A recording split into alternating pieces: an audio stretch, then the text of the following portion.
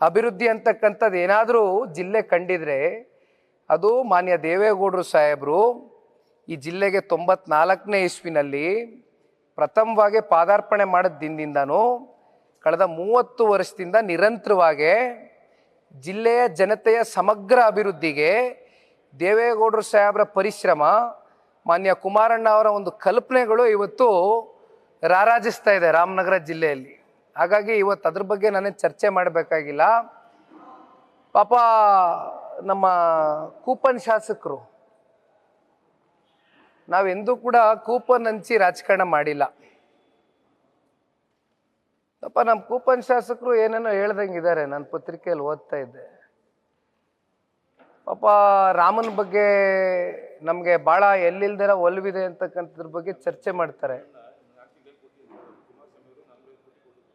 ಕುಡಿಯೋ ನೀರಿಂದು ಪಾಪ ಇವತ್ತು ನಾನು ಏನು ಕೇಳೋದಿಲ್ಲಣ್ಣ. ಅಂತಿಮವಾಗಿ ನಾನೊಂದು ಪ್ರಶ್ನೆ ಕೇಳಲಿಕ್ಕೆ ಇಷ್ಟಪಡ್ತೇನೆ.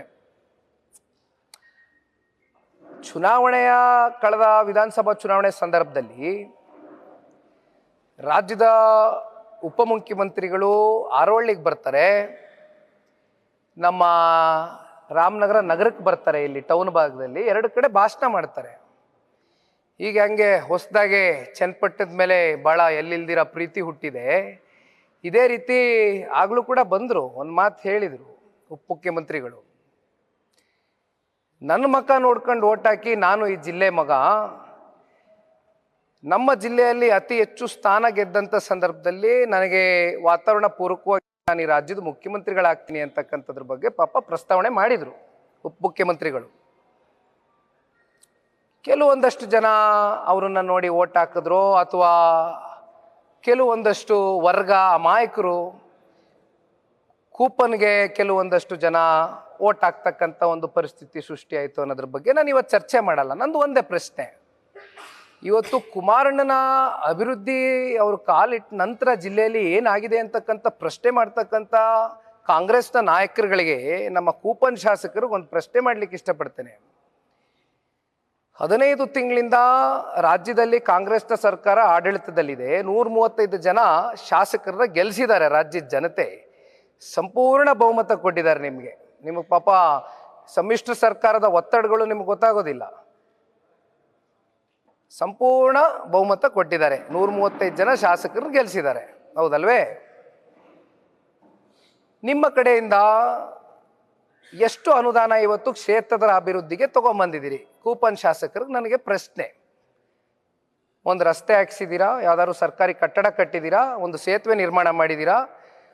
ಕುಡಿಲಿಕ್ಕೆ ನೀರಿನ ವ್ಯವಸ್ಥೆಗಳು ಮಾಡಿದ್ದೀರಾ? ಅಥವಾ ಹೋಗ್ಲಿ ಗುಂಡಿ ಮುಚ್ಚಿಸಿದ್ದೀರಾ ಯಾವುದಾದ್ರೂ? ಇದು ನನ್ನ ಪ್ರಶ್ನೆ ನೇರವಾಗಿ. ಹಾಗಾಗಿ ಇವತ್ತು ನಾನು ಒಂದು ಮಾತನ್ನ ಬಹಳ ಸ್ಪಷ್ಟವಾಗಿ ಹೇಳ್ತೇನೆ, ರಾಮನಗರ ಜಿಲ್ಲೆಗೆ ಅದರದಾದಂಥ ಇತಿಹಾಸ ಇದೆ.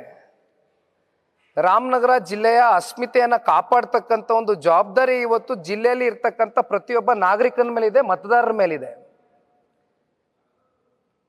ಇವತ್ತು ರಾಮನ ಬಗ್ಗೆ ನನಗೆ ಎಲ್ಲಿಲ್ದಿರ ಪ್ರೀತಿ ಇದೆ, ಎಲ್ಲಿಲ್ದಿರ ಅಭಿಮಾನ ಇದೆ, ಗೌರವ ಇದೆ. ಭಾಳ ನಾನು ರಾಮನ ಒಬ್ಬ ಆರಾಧಕ ಅಂತಕ್ಕಂಥದ್ರ ಬಗ್ಗೆ ಕೂಪನ್ ಶಾಸಕರು ತಾವೇನು ಮಾತಾಡ್ತೀರಿ?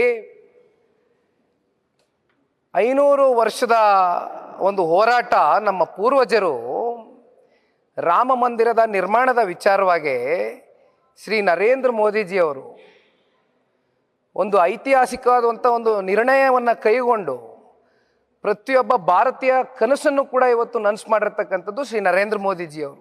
ರಾಮ ಮಂದಿರವನ್ನು ನಿರ್ಮಾಣ ಮಾಡಿದ್ರು ಅಯೋಧ್ಯದಲ್ಲಿ. ಯಾವ ರೀತಿ ನೀವು ಕಾಂಗ್ರೆಸ್ ಅವರು ಅದನ್ನು ವಿರೋಧಿಸಿದ್ರಿ, ಇದು ಜಗಜ್ಜಾಹಿರ. ಇತ್ತೀಚೆಗೆ ನಡೆದಂಥ ದೆಹಲಿಯಲ್ಲಿ ಮೊದಲನೇ ಪಾರ್ಲಿಮೆಂಟ್ ಏನಿತ್ತು, ಆ ಪಾರ್ಲಿಮೆಂಟಲ್ಲೂ ಕೂಡ ನಿಮ್ಮ ರಾಷ್ಟ್ರೀಯ ನಾಯಕರು ಯಾವ ರೀತಿ ಇವತ್ತು ಬೇರೆ ಯಾವುದೋ ಸಮುದಾಯವನ್ನು ಓಲೈಸ್ಕೊಳ್ತಕ್ಕಂಥ ಹಿನ್ನೆಲೆಯಲ್ಲಿ ಹಿಂದೂಗಳನ್ನ ನೀವು ನೇರವಾಗಿ ವಿರೋಧಿಸ್ತಾ ಇರ್ತಕ್ಕಂಥ ಕೆಲವೊಂದಷ್ಟು ಸನ್ನಿವೇಶಗಳು ಕೂಡ ನಾವು ನೋಡ್ತಾ ಇದ್ದೀವಿ. ನ್ಯೂಸ್ ಫಸ್ಟ್ ನಿರ್ಭೀತಿಯಿಂದ ನಿಮ್ಮ ಪರವಾಗಿ.